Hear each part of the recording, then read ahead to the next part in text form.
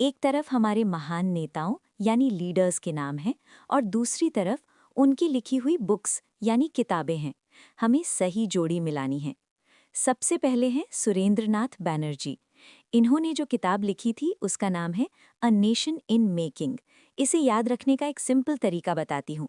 बैनर्जी जी कांग्रेस के बहुत पुराने और सीनियर लीडर्स में से थे। वो उस वक्त एक्टिव थे जब हमारा देश बन रहा था, पॉलिटिक्स सीख रहा था। तो बस याद रखना कि बैनर्जी जी ने देश को बनते हुए देखा, इसलिए उनकी बुक है अ नेशन इन मेकिंग।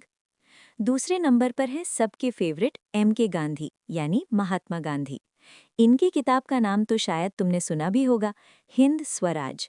ये बहुत छोटी सी पर बहुत पावरफुल किताब है जो उन्होंने 1909 में जहाज यानी शिप पर सफ़र करते हुए लिखी थी।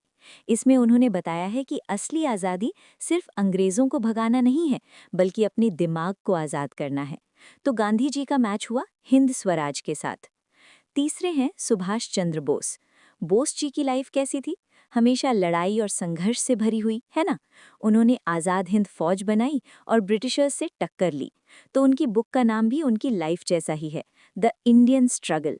इस किताब में उन्होंने 1920 से लेकर 1942 तक की आज़ादी की लड़ाई की पूरी कहानी लिखी है। चौथे और आखिरी हैं लाला लाजपत राय यानी पंजाब केसरी। यहाँ लिस्ट में जो ऑप्शन बचा है वो है ऑटोबायोग्राफिकल राइटिंग्स। लाला जी ने अपनी ज़िंदगी के बारे में काफ़ी कुछ लिखा था। वैसे उनकी एक और बहुत मशहूर किताब है अनहैप्पी इंडिया, पर यहाँ हमें उन्हें ऑटोबायोग्राफिकल से मैच करना होगा। तो अब अगर हम सारी जोड़ियाँ मिलाएं तो ए यानी Banerjee to 4 nation in making, B यानी गांधी टू 1 हिंद स्वराज, सी यानी बोस टू 2 इंडियन स्ट्रगल और डी यानी लाजपत राय टू 3 ऑटोबायोग्राफिकल। जब हम नीचे ऑप्शंस देखते हैं तो ऑप्शन सी में ये सीक्वेंस बिल्कुल सही बैठता है, A4, B1, C2, D3। तो इसका सही जवाब सी है। समझ आया ना?